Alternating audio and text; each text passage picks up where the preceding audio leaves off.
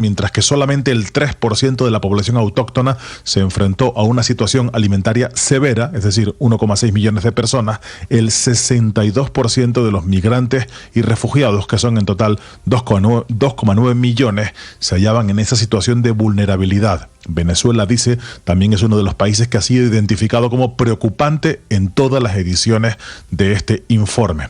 En particular en Colombia, señala que la inseguridad alimentaria es particularmente relevante en los departamentos de La Guajira, Sucre, Caquetá, Córdoba, Arauca y Putumayo. Las causas, los bajos ingresos, la alta vulnerabilidad y los fenómenos climáticos extremos, Ricardo. Enrique, gracias. 801, hablando de cambio climático. Hoy también se están conociendo diferentes mediciones en Europa que indican que los niveles de dióxido de carbono lanzados a la atmósfera están marcando nueva cifra récord, responsables justamente de ese cambio climático. Silvia Carrasco, desde Londres. Sí, Ricardo, es un nuevo récord y fue registrado en el año 2023. Los niveles globales de gases de efecto invernadero aumentaron a 419 partes por millón, lo que es alrededor de un 50% más que antes de la revolución industrial. Y lo preocupante es que a medida que el dióxido de carbono se acumula en la atmósfera, está atrapando el calor y calentando el planeta, y como cada cantidad adicional de ese dióxido de carbono en la atmósfera contribuye a ese mayor calentamiento, es que los científicos del clima insisten en la urgencia de llegar a cero emisiones. Actualmente los niveles de dióxido de carbono están aumentando a un ritmo récord. Según los datos publicados por el Laboratorio de Monitoreo Global, el año pasado, que es el último año registrado, tuvo el cuarto aumento anual más alto de los niveles globales de dióxido de carbono desde que hay registro. 3 son las actividades humanas que más inciden en este aumento. 1, la quema de combustibles fósiles. 2, la deforestación. Y 3, la producción de hormigón. El problema es que, si bien es cierto que la producción de energía limpia está aumentando a nivel mundial, también lo hace la demanda de energía, que sigue y sigue aumentando, y por esta razón es que las emisiones mundiales de combustibles fósiles todavía se encuentran en valores récords. No todas estas emisiones terminan en el aire, hay que decirlo. El océano y la tierra absorben aproximadamente la mitad del dióxido de carbono que emiten los humanos, mientras que el resto permanece en el aire. Pero lo que dicen los científicos del clima es que a medida que la tierra se calienta, ocurre que la tierra y el océano absorben cada vez menos emisiones de dióxido de carbono, lo que provoca que una mayor proporción termine en el aire, lo que, claro, aumenta ese efecto invernadero, Ricardo.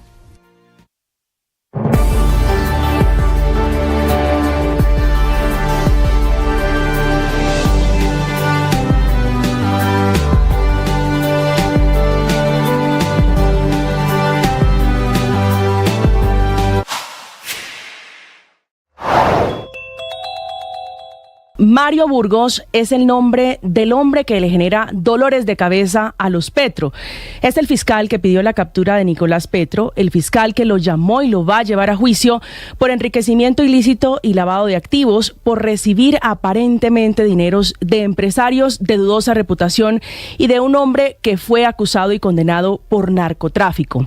Es el hombre que estuvo en la fiscalía frente a frente con el hijo mayor del presidente Gustavo Petro y logró que confesara en video los secretos de la financiación de la campaña Petro 2022 y que prometiera contar más. Hoy es el blanco de Nicolás Petro, que lo acusa de presiones, de todo tipo de situaciones, intentando invalidar o decir que no dijo lo que dijo, que su papá, el hoy presidente, sabía en lo que andaba, recogiendo plata aquí y allá de quien fuera para esa campaña. Aunque a Burgos no lo lograron sacar de la investigación, la Corte Suprema negó esa posibilidad hace unos días. Hoy perdió una batalla porque el juez segundo especializado de Barranquilla le abrió un incidente de sanción correccional por negarse a entregarle a partes y piezas claves del proceso a la defensa de Nicolás, que acusó a la Fiscalía de actuar de manera desleal.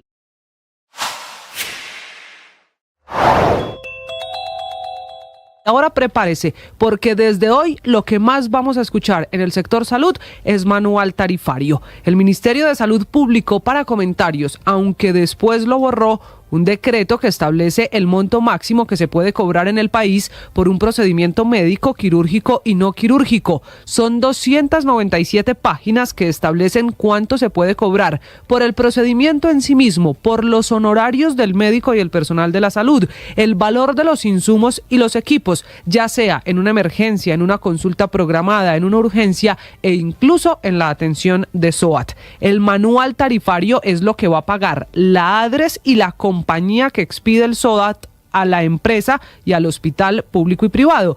Por eso la gravedad de este borrador de decreto. Solo para mencionar algunos ejemplos, porque la lista es tan larga que parece interminable. Un TAC, ese examen que hoy vale 725.000 pesos, quedaría costando 157.000. Un punzón lumbar que vale hoy 68.000, el nuevo manual lo pone a 18.000 pesos. Un día en una UCI vale 1.849.000 pesos, pasaría a 732.000 pesos.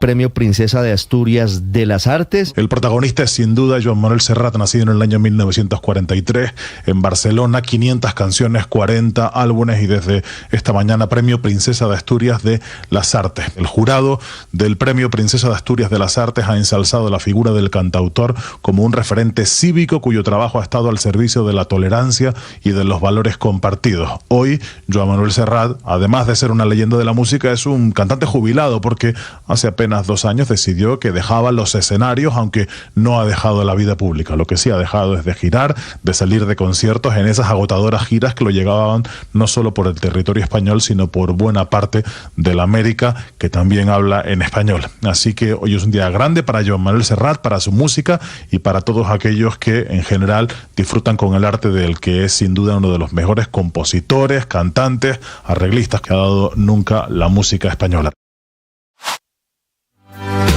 Cifras del día a las 8 de la mañana, 7 minutos con la apertura de los mercados. El dólar está subiendo 18 pesos en estos primeros 7 minutos de negociación. Se ubica en una cotización promedio de 3.928 pesos. El precio de apertura fue de 3.920. Máximo hasta el momento de la jornada, 3.934 pesos, sin mayores sobresaltos en estos primeros minutos de negociación. En parte alineado con la tendencia mundial que hoy está presentando el dólar, que se está fortaleciendo frente a las principales monedas del mundo. Sube hasta ahora el índice DXY 0,20%. En el mercado de los commodities, el petróleo de referencia Brent muy estable. Esta es la principal referencia para la economía colombiana.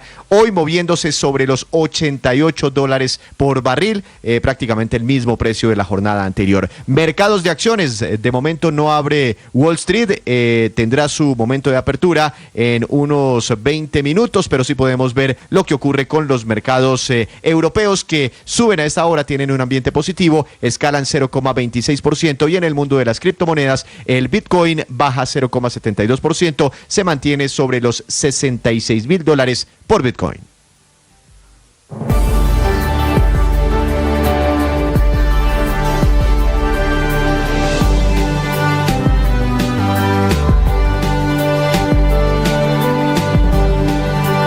Atención, hay una noticia urgente. Señoras y señores. Tendencia a nivel global. Bienvenida, mil gracias por estar con nosotros hoy aquí en Blue Radio.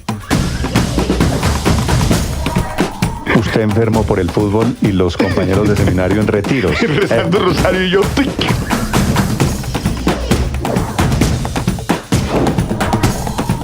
En noticia del momento urgente en Blue Radio. Blue, más que radio.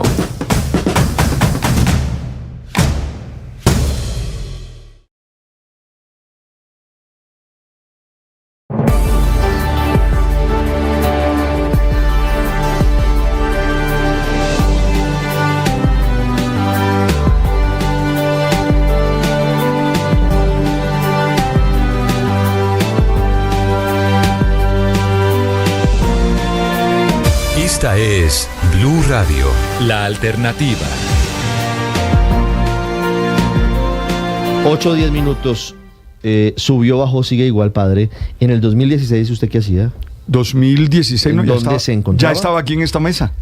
¿En serio? No, 2018, no. Estaba en Bogotá, dirigía 16. las emisoras del Minuto de Dios a nivel nacional. Era el vicepresidente del Minuto de Dios. En esa época, Juan Manuel Santos, presidente de la República, salía todos los días con la doctora María Lorena Nos daba un Gutiérrez informe, claro. y decía, subió el nivel de los embalses, bajó el nivel de los embalses, no ahorramos energía, sí ahorramos energía. Hoy estamos en algo muy parecido, ¿sabe? Hoy estamos por cuenta de el fenómeno del niño. Pero no tenemos ese informe diario, pues no por televisión, pues no con el presidente, con todas estas cosas. El presidente está en unas cosas mucho más importantes como ya. Lo que pasa en Gaza. Bueno, la Cancillería dice que gracias a Colombia es que Naciones Unidas va a regresar a Venezuela y una serie de elementos importantes en torno a la negociación. Pero temas domésticos, pues, digamos, esos no son de la preocupación de exposición pública para el presidente. Él tiene para eso designados a la ministra de Ambiente y al ministro de Minas. A propósito, todos los días estaban haciendo el informe. Yo creo que ya con las lluvias de los últimos días dijeron, pero ¿para qué seguir? Le tengo detalles. Tengo detalles de agua y de luz. Buenos, okay. Sí. Buenos en nivel de embalses a nivel nacional. ¿En cuánto estamos? Le voy a decir en 10 segundos. Claro que sí, porque 2, la cifra es 27, 3, ¿no? La cifra 4, es 27. 27.5. Crítico. Sí, claro. Mire, hoy amanecimos. Lo tiene grosso. Por favor, sí, con embalses al 30,36%, wow.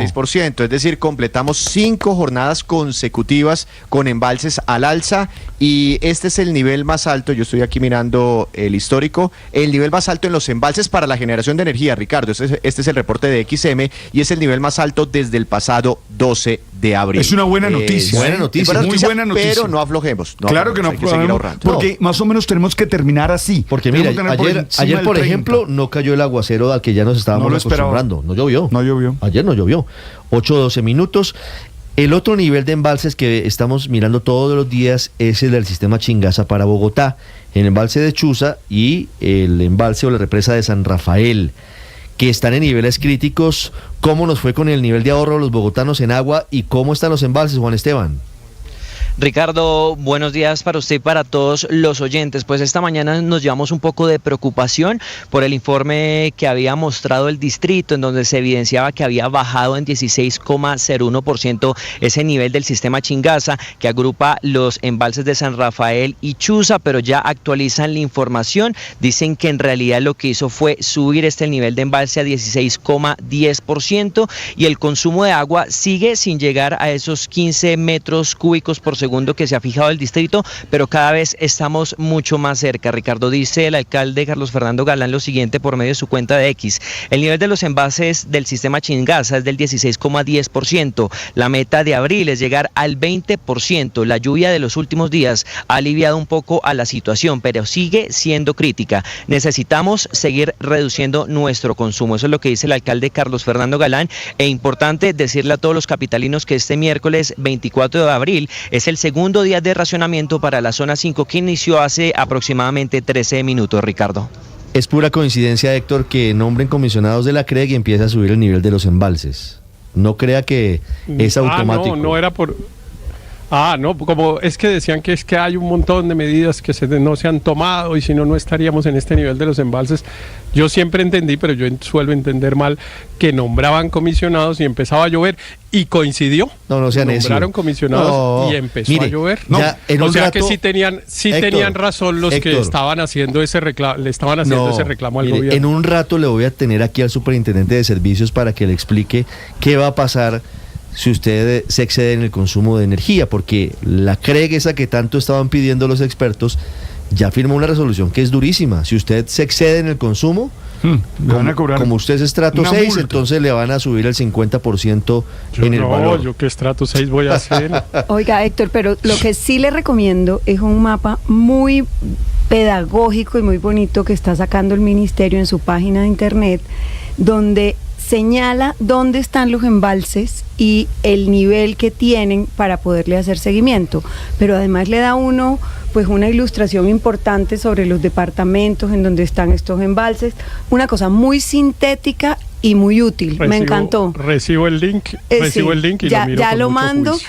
Y lástima que no esté actualizado en tiempo real porque está al 22 de abril, pero bueno, creo que eso se puede mejorar, pero la herramienta está muy buena. Bueno, ya hablamos del nivel de los embalses, de premios y castigos para el consumo de energía, y hablamos ahora de la otra polémica que el gobierno esta hora intenta apagar por cuenta del borrador de decreto publicado y luego despublicado por parte del Ministerio de Salud para el pago de procedimientos, para el pago de unidad de cuidados intensivos, para el pago a los médicos, que tiene muchos errores, lo admite una de las personas más cercanas al presidente Petro, y que por eso, luego de las protestas de muchos sectores, están recogiendo. No entiendo lo de los errores. Cuando dice tiene muchos errores, ¿qué significa? Que vale mucho más lo que están pagando que lo que efectivamente plantea el decreto.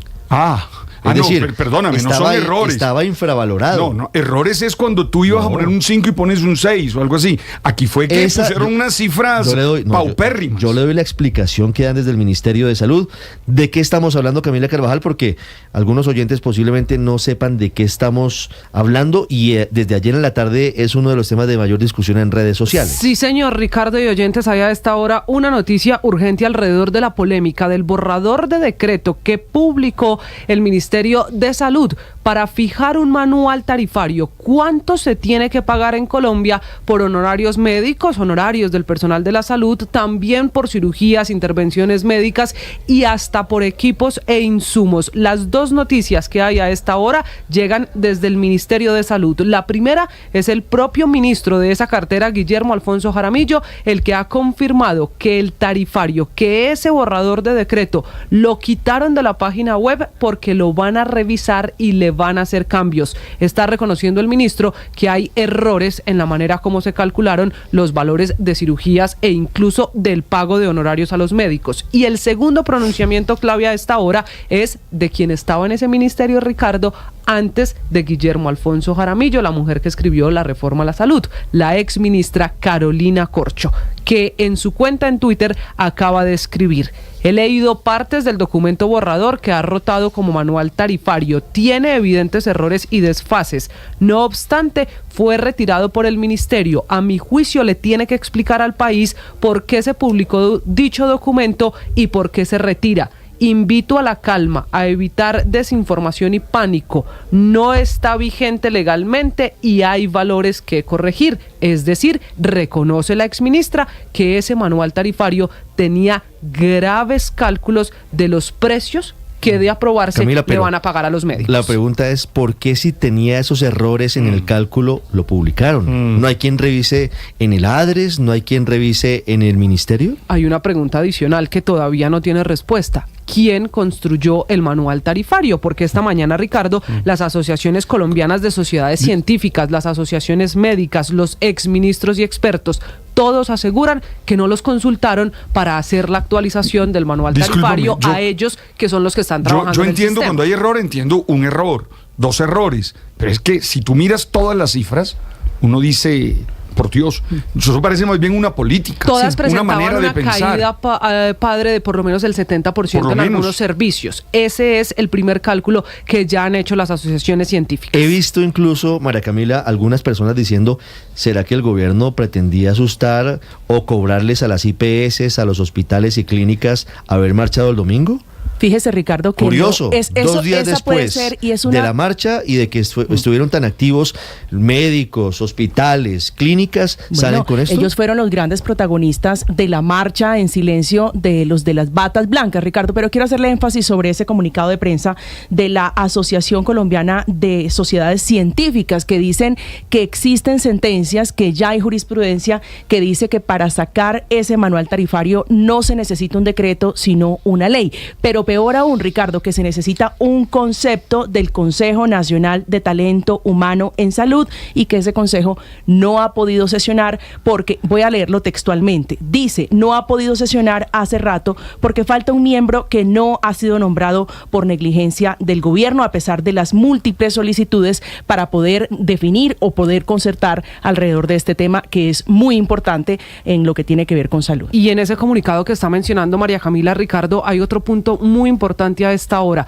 Punto 3.4, dice, comillas, muchos de los presidentes de las asociaciones científicas que estuvieron reunidos no están de acuerdo con el modelo que presenta el ministerio. En caso de que el gobierno en cabeza del ministerio no nos llame a participar de la construcción de un manual tarifario, no va a ser aceptado. y comienzan las evaluaciones de un paro de médicos en Colombia. Esto lo firma Margarita Martínez, presidenta de la Sociedad Colombiana de Cirugía Pediátrica. Ese es el riesgo que se tiene, que corre el gobierno. Esa es la puerta que se abre en caso de que esto llegara a ser cierto. Muchas preguntas para el señor ministro de Salud, Guillermo Alfonso Jaramillo, frente a esta publicación, que no considero un error todavía, porque faltan explicaciones. No se entiende quién autoriza la publicación de un borrador de decreto con tal cantidad de provocaciones a los médicos, a las clínicas y a los hospitales, muchos de ellos que se manifestaron el domingo anterior. El doctor Carlos Valdivieso es el presidente del Colegio Médico Colombiano, capítulo Antioquia, y es integrante de la Asociación Colombiana de Sociedades Científicas. En total son 66 sociedades y asociaciones científicas. Doctor Valdivieso, buenos días. Muy buenos días para ustedes. Muy complacido de estar aquí en esta mesa tan prestigiosa de Blue Radio. Doctor Valdivieso, muchas gracias a usted por atendernos. Sé que es un rosario de perlas la posibilidad de publicar este decreto, pero ¿cuáles son para usted los puntos que más preocupación generan para los médicos y para el sistema de salud en Colombia?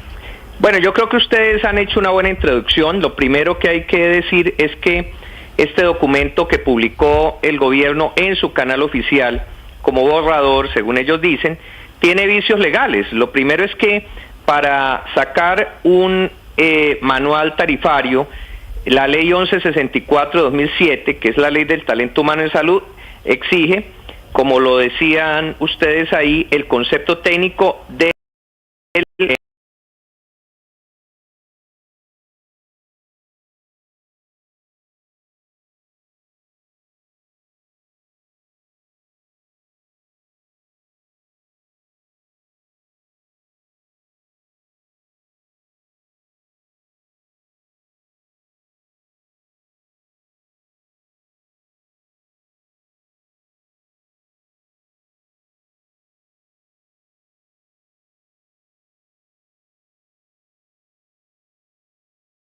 ese documento. En tercer lugar, no resuelve los problemas de salud del país, sino que los agrava. Nosotros, la Asociación Colombiana de Sociedades Científicas, creamos un documento de política de talento humano en salud donde dijimos, hay que incentivar la presencia de especialistas, por ejemplo, en las regiones distantes y rurales del país. Aquí en estas tarifas no hay ningún incentivo para la ruralidad. Entonces no se incentiva eso, tampoco se incentivan las nuevas tecnologías. Por el contrario, por ejemplo, revisando este manual tarifario, se equipara básicamente la cirugía videolaparoscópica o laparoscópica, que todos entendemos ya a qué se refiere, con la cirugía abierta. Entonces las IPS no tienen ningún incentivo para mejorar tecnológicamente en las cirugías, por ejemplo. Cuarto, produciría la desaparición de la cirugía de alta complejidad y la migración del país de muchos especialistas. Un grupo de cirujanos hizo el ejercicio de revisar los honorarios de ellos con determinadas cirugías y resulta que recibiendo más o menos 10 millones de pesos de honorarios por en las mismas cirugías, con este manual tarifario se recibiría 1.200.000 pesos, es decir, cerca del 90% de reducción en los salarios de los cirujanos, en muchos casos. Entonces, estos cirujanos dicen, pues si a nosotros en Colombia no nos pagan lo que consideramos que es justo, de acuerdo a la competencia técnica que nosotros tenemos, muchos especialistas tienen 4, 6, 12 años de formación universitaria de posgrado. Entonces, la gente dice, pues tendremos que emigrar del país, con lo cual el país pierde una serie de mano de obra y de talento humano en salud sumamente calificado. Sí. Es lo que está pasando, por ejemplo, con las enfermeras jefes que se están yendo, se forman en Colombia y se van para Alemania o para Europa. Y por último, en quinto lugar, es una muestra más del carácter autocrático del gobierno, que no consulta a nosotros los técnicos, que no entiende que la concertación es necesaria para hacer los cambios. Colombia es sin duda una democracia, no es un régimen autocrático. Las organizaciones médicas, como siempre lo hemos dicho, como lo dijimos nosotros cuando convocamos la marcha de batas blancas del pasado 21 de abril, todos lo dijimos, nosotros estamos dispuestos a la concertación, nosotros queremos que se mejoren las condiciones de salud del pueblo colombiano. Estamos para servir a la nación, pero necesitamos que seamos llamados a la concertación. Ese es, digamos, que lo que nosotros queremos en esta situación, como en todo lo que tenga que ver con el servicio de salud que nosotros prestamos. Doctor Valdivieso, vamos a casos puntuales que han causado toda esta tormenta alrededor de ese borrador de decreto. Por ejemplo, el TAC. Un TAC hoy en Colombia vale 725.000 pesos. El nuevo sistema tarifario que publicó el ministerio quedaba en 157.000 pesos. O un día en una UCI, 1.849.000 pesos, y el nuevo modelo lo pone en 732.000 pesos. ¿Cómo se calculan esos valores? ¿De dónde sale la cifra? Sí, nosotros no entendemos cómo se formuló de manera metodológica este manual tarifario. Como usted lo dice claramente, es una reducción de los costos que no se compadece de los gastos que se tienen por parte de las organizaciones en producir determinado examen o la atención en la unidad de cuidado intensivo. Aquí lo que se pretende es reducir los costos del sistema sin tener un soporte metodológico ni técnico adecuado. Y esto es sumamente grave. No es lo que necesita el sistema de salud. Miren ustedes, por ejemplo, con esto del giro directo del ADRES, muchas de las IPS del país, yo estuve hace 2 días en el Consejo de Medellín, donde se citó a las IPS más importantes del Valle de Aburrá, y cada una de ellas decía: el ADRES no nos gira oportunamente y estamos con unos problemas gravísimos de liquidez, porque el ADRES, que debe girar directamente los recursos, no los gira en la cuantía que se adeuda ni de la manera oportuna.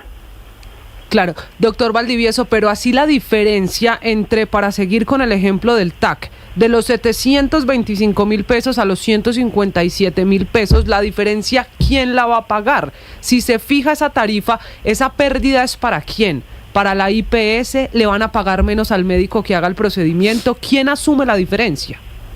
Las IPS no podrán prestar los servicios, porque no pueden prestar los servicios a pérdida. Y los profesionales de salud no podrán prestar los servicios que deben prestar, porque nadie puede trabajar en condiciones de pérdida o en condiciones injustas para su trabajo. De tal manera que los que van a sufrir con eso son los pacientes, que van a ver desmejoradas sus condiciones de atención de salud. Los que van a pagar son los pacientes. Doctor Valdivieso, en un comunicado que está circulando esta mañana es de las asociaciones colombianas de asociaciones científicas, se habla de la posibilidad de hacer un paro, de cesar actividades si el gobierno nacional no los llama a ustedes a participar en la construcción de este documento que ya fue publicado. ¿Ustedes en qué condiciones o bajo qué condiciones entrarían ustedes a participar o a cesar las actividades médicas en el país? Los profesionales del talento humano en salud tenemos que defender al sistema de salud. En primer lugar, nosotros, la marcha del 21 de abril no es para defender a los médicos, no fue para defender a los médicos, sino para defender el sistema de salud. Nosotros nos debemos a nuestros pacientes, nuestra vocación es la atención médica y nosotros estamos aquí para servir a la nación. No estamos aquí para servirnos nosotros ni para buscar simplemente la mejora salarial para nosotros. Pero en ese mismo sentido, nosotros tendremos que acudir, si este gobierno no nos escucha y si este gobierno continúa con esta tarea de ser autocrático y de no concertar con sectores como el nuestro, tendremos que llegar a las medidas de hecho que nos permita el Estado de Derecho.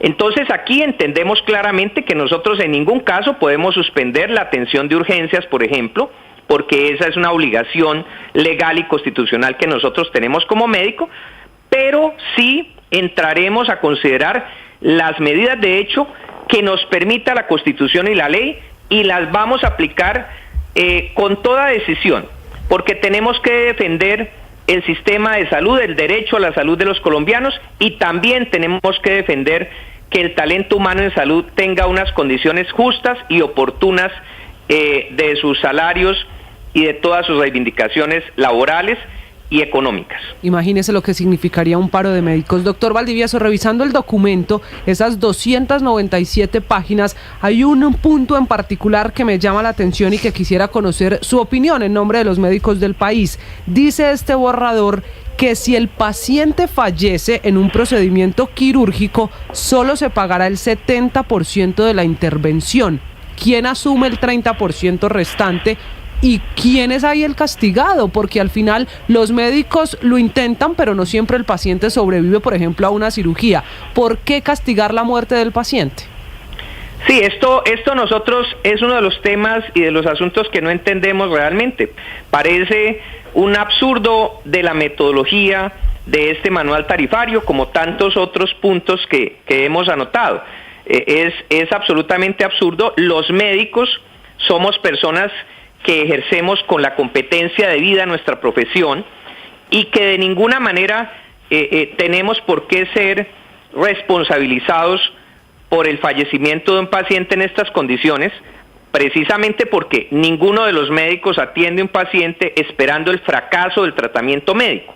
El fracaso del tratamiento médico es una realidad que puede suceder en cualquier caso, pero los médicos ni las instituciones pueden ser culpabilizadas por un fracaso si han tenido en cuenta todos los procedimientos que exige la Lex Artis, es decir, la ciencia médica como tal, y los principios éticos que rigen el ejercicio de la medicina y de las demás profesiones de salud.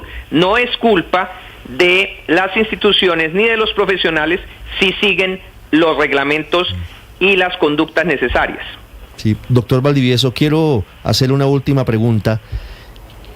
¿Para usted es casualidad que se haya publicado el borrador de decreto con ese paquete tarifario que es absolutamente nocivo? Lo reconocen incluso desde personas cercanas al gobierno como la exministra Carolina Corcho, apenas 2 días después de la marcha, que fue impulsada por muchos médicos, por personal de la salud, por directores de clínicas, de hospitales, por personas que se verían perjudicadas con esas tarifas, con esos valores.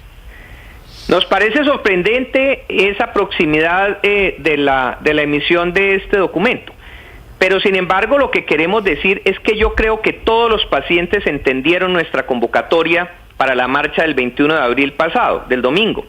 La gente entendió que aquí lo que estamos es unidos, los médicos y los pacientes, por el mismo propósito, que es mejorar las condiciones de atención de salud y la calidad de la atención de salud del pueblo colombiano. Eso lo entendieron muy bien los pacientes. En Antioquia tenemos cerca de 10.000 médicos entre todos, y aquí salió solo en el área metropolitana del Valle de Aburrá más de 300.000 personas. Entonces, médicos y pacientes estamos unidos en la defensa del servicio de salud, entre otras cosas porque los médicos también somos pacientes, todos somos pacientes. Entonces, estamos unidos, no estamos en diferencia de criterios, sino que médicos y pacientes estamos unidos para defender el derecho a la salud de todos nosotros. Doctor Carlos Valdivieso, muchas gracias. Muchísimas gracias a ustedes, un abrazo. Mire, muy gentil. Pendientes de que alguien dé la cara, doctor Valdivieso, el director del ADRES, el ministro de Salud, alguien tendría que explicar cómo es posible que se publique esto y luego se despublique y no digan por qué, quién es el responsable, quién dio el visto bueno, quién proyectó el documento, a quién le preguntaron. Quedan muchas dudas. Así es, nosotros siempre estamos dispuestos a la concertación, así es. 8:33, ya regresamos en Mañanas Blue. Estás escuchando Blue Radio.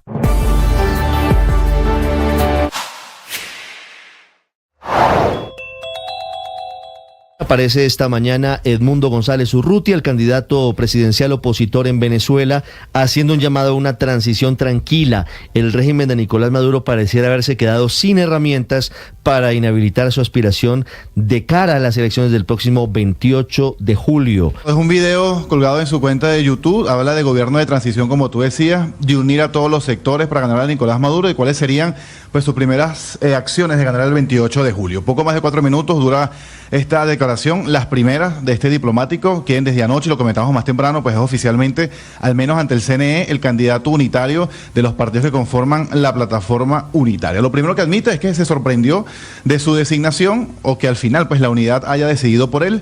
Acto seguido agradeció a Manuel Rosales, a María Corina Machado, a Corina Lloris y a los 10 partidos de la plataforma haberlo elegido, y que bueno, efectivamente acepta esta responsabilidad.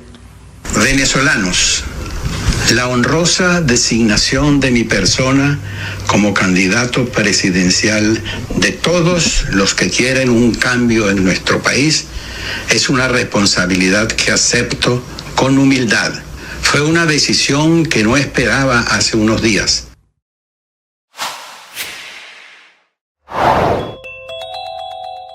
Hay bloqueo de la troncal del Caribe entre Santander y el departamento de Cesar. En este momento, comunidades del municipio de Río Negro y de Sabana de Torres bloquean la vía que comunica al interior del país con la costa atlántica en el sector conocido como el Taladro. Ricardo, están protestando porque están los colegios con esa zona sin docentes. En el mundo hay noticias sobre los carrotanques de La Guajira y el escándalo de corrupción en la Unidad para la Gestión del Riesgo. Ya les cuento en qué están en este momento desde la Fiscalía. Ya les voy a contar por qué abrió investigación la Procuraduría el ministro de Transporte William Camargo. Ya vamos a hablar también en segundos de una cumbre imprevista del ALBA, de la Alternativa Bolivariana para las Américas, es decir, de todos los presidentes de izquierda de América Latina en Caracas. Curiosamente no está invitado, o al menos no está en la agenda el presidente Gustavo Petro, pero los demás van a Venezuela a darle el respaldo a Nicolás Maduro. Comienzo hablando de una inusual petición de perdón, de un ofrecimiento de disculpas públicas por parte del director de la policía, el general William René Salamanca, por la fuga de alias Zeus de una estación de policía en pleno corazón de Cúcuta. Alias Zeus es un hombre muy peligroso. Alias Zeus es uno de los criminales que está vinculado con más delitos en Colombia, con falsos positivos, con narcotráfico y con otros hechos. Don Julián, lo que dijo exactamente el director de la policía. Ricardo, buenos días. El general William René Salamanca ofreció disculpas por la fuga de alias Zeus y advirtió tajantemente que irá hasta las últimas consecuencias para judicializar a policías que habrían permitido en la estación la fuga de este peligroso criminal, porque aseguró que habría un contubernio entre uniformados y los detenidos que se encontraban en la estación para provocar esta fuga que incluso fue masiva. Escuchemos al director general de la policía, William René Salamanca, sobre este caso. Presento disculpas por lo ocurrido en la ciudad de Cúcuta. Aquí ha habido una serie de errores que hacen parte de la investigación que adelanta el propio inspector general de la policía. Ayer en la tarde me reuní con él y ya entra acá la actuación disciplinaria y vendrán decisiones. Y también no descarto que estas decisiones nos permitan compulsar copia a la justicia penal militar y seguramente a la justicia ordinaria. Que quede claro, el país lo sabe, la posición del director general de la policía. Ningún policía puede transitar por caminos diferentes ante la ética y la moral. Y aquí no descartamos, es el primer informe que me envía el inspector general, que me lo da a conocer, que hubo contubernio de algunos policías en la ciudad de Cúcuta, en la estación donde los hechos ocurrieron, que facilitaron o permitieron la fuga, pero ya entra en la etapa de investigación. Etapa de investigación y un contubernio, dijo el general William René Salamanca, entre policías y detenidos, que incluso se conocieron más detalles de los que señala la policía. Hubo una financiación por parte, al parecer, de Zeus para comprar unas motocicletas en las que protagonizaron esta fuga. El director general de la policía, Ricardo, también entregó detalles de la captura de uno de los más buscados en Chile, que fue y que sería parte de el que asesinó al carabinero de la policía, y dijo que habría pertenecido o que puede pertenecer a una red criminal transnacional dedicada a la extorsión, donde hay otras 4 personas detenidas, incluso una ciudadana colombiana. El presidente Petro ya dijo que va a extraditar a este ciudadano venezolano que fue detenido en Popayán hacia Chile para que responda ante la justicia de ese país. 8:39, hay noticia, como les contaba, desde la Procuraduría sobre el ministro de Transporte William Camargo. Sergio Barbosa. Ricardo, buenos días. La Procuraduría ordenó investigar disciplinariamente al ministro de Transporte, William Camargo, por posibles irregularidades en la revocatoria de la concesión del Muelle 3 en Buenaventura, además de otros 5 funcionarios. Estos hechos tienen que ver con el supuesto desconocimiento del concepto favorable de la autoridad en términos ambientales. La Sala Disciplinaria de Instrucción de la Procuraduría está investigando a estos funcionarios clave de diferentes entidades que están presuntamente relacionadas con el caso. También se está evaluando la decisión del Consejo Directivo de la Agencia Nacional de Infraestructura de no aprobar la prórroga y modificación del contrato de concesión portuaria. Se investiga si hubo una falsa motivación y falta de cumplimiento del debido proceso en este caso. La Procuraduría está en la fase procesal para determinar si estos actos constituyen faltas disciplinarias para poder tomar las medidas correspondientes. Estás escuchando Blue Radio.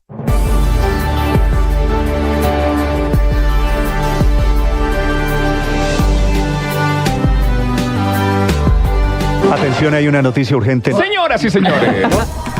Tendencia a nivel global. Bienvenida, mil gracias por estar con nosotros hoy aquí en Blue Radio. Usted enfermo por el fútbol y los compañeros de seminario en retiro. Rezando rosario y yo.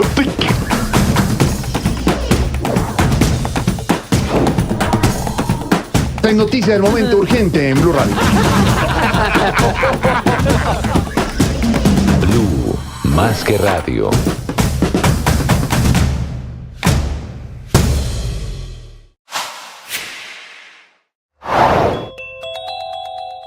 El presente de los viejos a cambio del futuro de los jóvenes. Gran conclusión de la reforma pensional aprobada anoche en el Senado, luego de un largo año en esa corporación y salvada anoche al filo del tiempo límite con una proposición de última hora que establece un trato diferencial para indígenas, campesinos y afros en cuanto a menores condiciones en tiempos y en edad. Salvación para los viejos a costillas de los jóvenes, pues todos los trabajos técnicos muestran que la reforma es muy mala, sobre todo para los jóvenes. Jóvenes que trabajan hoy y que pagan más o menos el 16% de su salario para cubrir las pensiones de los retirados en Colpensiones. Pero dado lo que hace esta reforma y el efecto demográfico, hacia el año 2045, los jóvenes que están trabajando, es decir, mis hijos y los hijos de muchos, deberán contribuir con el 35% de su salario para pagar las pensiones de los pensionados de ese momento, para luego recibir al pensionarse ellos mismos una pensión muy baja y ya sin ningún subsidio del Estado. 8 de la mañana, 42 minutos. Confianza con la campaña que está lanzando la Superintendencia de Transporte para que todos los usuarios del transporte aéreo estemos plenamente informados sobre nuestros derechos cuando nos encontremos en casos de cancelaciones, demoras, cambios en las reservas y demás. Inclusive más del 77% de las quejas de usuarios que recibe esta entidad están relacionadas con el servicio aéreo y por eso está lanzando la campaña Infórmate al viajar, para que todos conozcamos nuestros derechos. Por ejemplo, cuando se presentan demoras en los vuelos, el usuario tiene derecho a varias compensaciones. Primero, si la demora está entre 1 y 3 horas, se debe suministrar refrigerio y una llamada telefónica. Segundo, si la demora está entre las 3 y las 5 horas, adicional a lo anterior, la aerolínea debe proporcionar alimentos según la hora. Tercero, si la demora es superior a 5 horas, adicional a lo anterior, la aerolínea debe compensar con una suma adicional correspondiente al 30% del valor del tiquete, pagadero en efectivo o en las condiciones en que el usuario lo autorice. Además, si la demora supera el horario de las 10 de la noche, la empresa aérea deberá proporcionar hospedaje y gastos de traslado entre el hotel y el aeropuerto. También hay compensaciones por cancelaciones de vuelos y demás. Así que la invitación que hace la superintendencia es a que nos informemos muy bien, conozcamos nuestros derechos a la hora de viajar.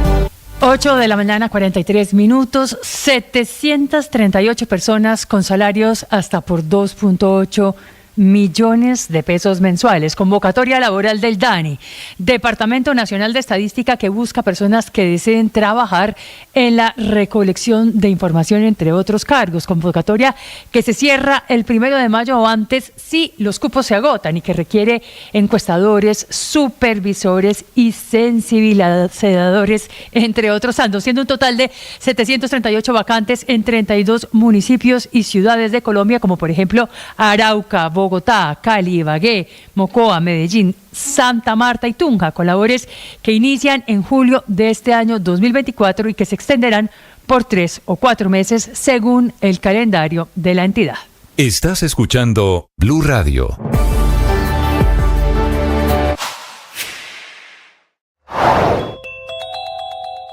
El gobierno negociando hasta el último minuto, correteando senadores por los pasillos del Capitolio, finalmente logró anoche a última hora la aprobación en segundo debate de la reforma pensional, que a partir de ahora, en caso de que esto se convirtiera en ley, permitiría que todos los colombianos estemos afiliados a un sistema público de jubilación. Todos cotizaremos en Colpensiones hasta 2,3 salarios mínimos, hoy unos 3 millones de pesos, y si gana más, usted tendrá que cotizar a un fondo privado. Obligatoriamente, lo adicional tendrá que cotizarlo en un fondo privado. El Banco de la República será el que administre el ahorro pensional de los colombianos. 8:45 minutos, hay novedades en torno a varios escándalos que rodean al gobierno del presidente Gustavo Petro. Primero hablamos de una revelación que hace esta mañana Portal de Opinión, que tiene que ver con el principio de oportunidad que está pidiendo uno de los directivos de la Unidad para la Gestión del Riesgo ante la Fiscalía. Sneider Pinilla dice ante los fiscales que está dispuesto a aceptar su responsabilidad en varias actuaciones que podrían ser ilegales, pero además está dispuesto a encender el ventilador. Se puede hablar de posibilidades de que delate a varios congresistas relacionados con el escándalo de la compra de los carrotanques que no sirvieron para La Guajira. Usted sabe, Ricardo, que la figura del principio de oportunidad lo que busca son las cabezas, que se entregue información sobre las cabezas, es decir, que si esto ya marchó en la Fiscalía, el único que podría ser allí, digamos, el principal objetivo es Olmedo López. Acuérdese que Sneider Pinilla fue el hombre que salió con bombos y platillos anunciando la entrega de los carrotanques, que eso salió muy mal, y por eso conoce a detalle cómo se hizo, quién pidió los carrotanques y por qué decidieron darle ese jugoso contrato a Impoamericana Roger Sass. La cabeza de todo esto sería Olmedo López, María Camila, en caso de que se demuestre que él fue el que ideó toda la estrategia, o claro, al menos para la Fiscalía penalmente sería Olmedo López. Claro. No sabemos si él sea el que lideró la estrategia, porque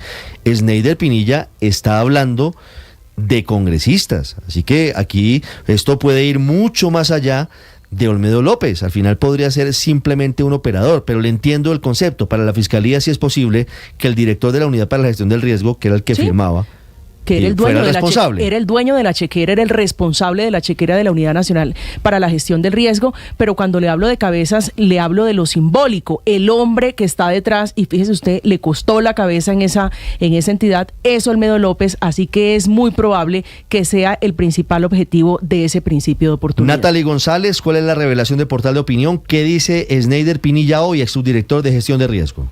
Ricardo, buenos días. Pues mire, el hombre que hasta hace unos meses era la mano derecha de Olmedo López en la Unidad de Gestión del Riesgo solicitó acogerse al principio de oportunidad para contar la verdad de lo que pasó con el contrato de 46.800 millones de pesos para la compra de los carrotanques en La Guajira. Por medio de un documento, su abogado Gustavo Moreno le está pidiendo a la fiscal 79 contra delitos de corrupción que le dé el principio de oportunidad a cambio de contar la verdad. Pinilla también está pidiendo seguridad para él y su familia a cambio de colaborar con la justicia y delatar a funcionarios de la administración y a miembros de otros cargos públicos que participaron en los desfalcos de la Unidad Nacional para la Gestión del Riesgo. Debo decir que con la protección de la verdad, es decir, de mi vida y la de mi familia, se lograrían esclarecer muchas dudas que al parecer hasta el día de hoy se han venido manteniendo. De otro lado, debo señalar que mi declaración cumplirá a cabalidad con la exigencia de conocimiento personal que viví de forma directa. El abogado Gustavo Moreno aseguró que Pinilla no revelará los nombres de otros implicados hasta ser oído por la Fiscalía. Gracias, Natalie. 8:49 minutos. La otra parte de la historia vinculada con escándalos del gobierno es algo que ya tiene ribetes diplomáticos. Ya estamos hablando de una nota de protesta muy inusual de la Cancillería colombiana contra el gobierno de Estados Unidos. Pocas veces, tal vez en la época de Ernesto Samper, cuando le retiraron la visa, se produjo algo similar, pero pocas veces se presenta una situación de tensión diplomática como estas, por una razón, porque Estados Unidos habló de una posible vinculación de ingreso irregular de dineros de Nicolás Petro y de Juan Fernando Petro a la campaña del hoy presidente Gustavo Petro.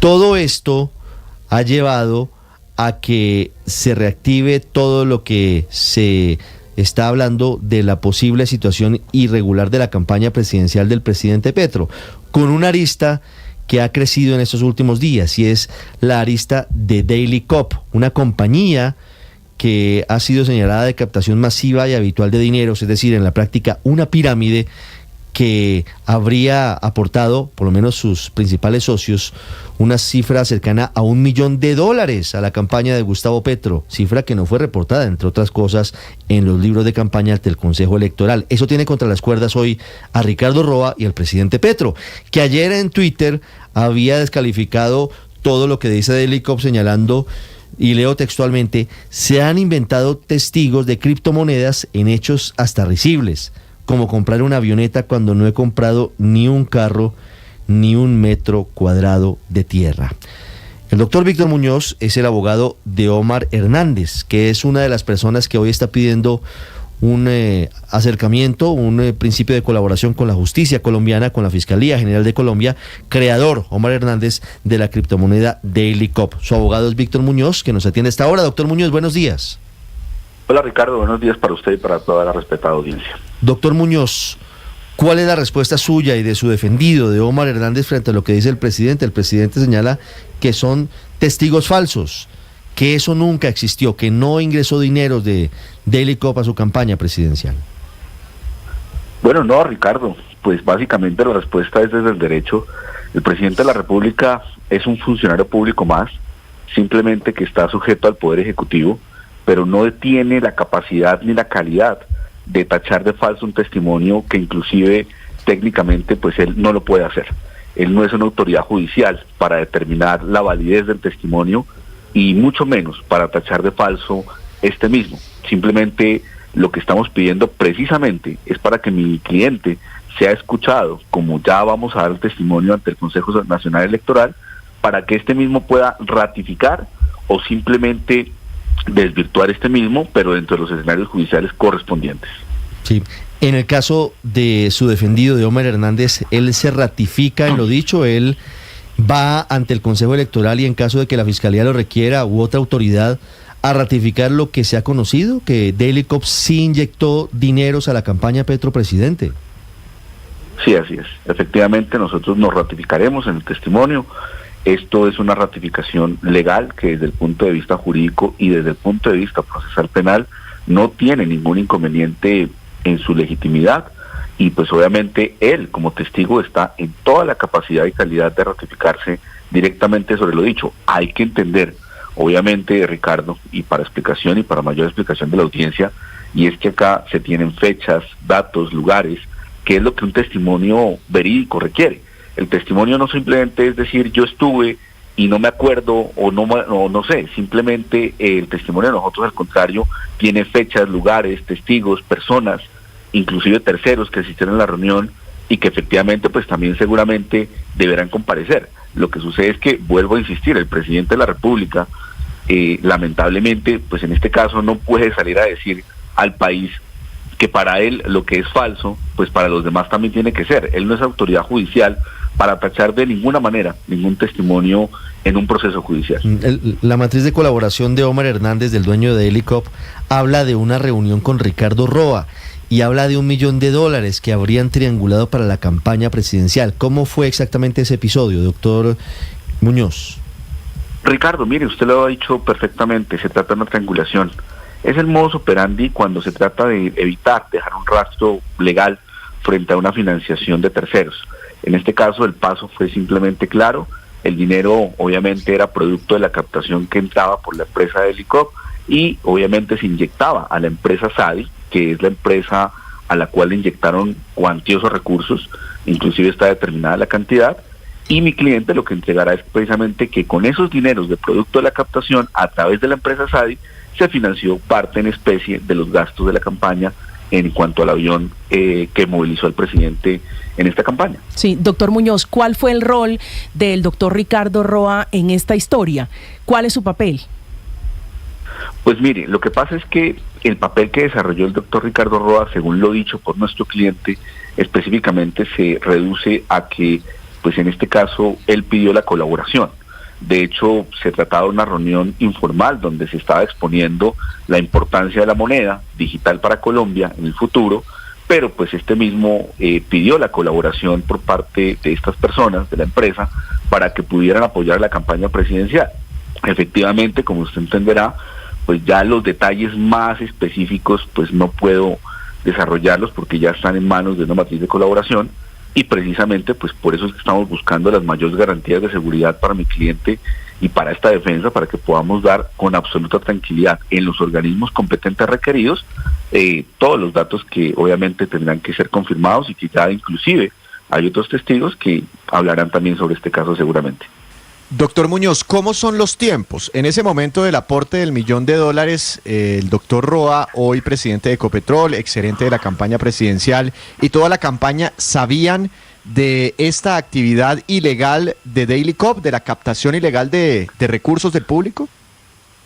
Mire, ese es un gran punto desde el punto de vista objetivo digamos de la práctica penal, y es saber si la tercera persona que recibía el dinero sabía o no que provenían de una captación.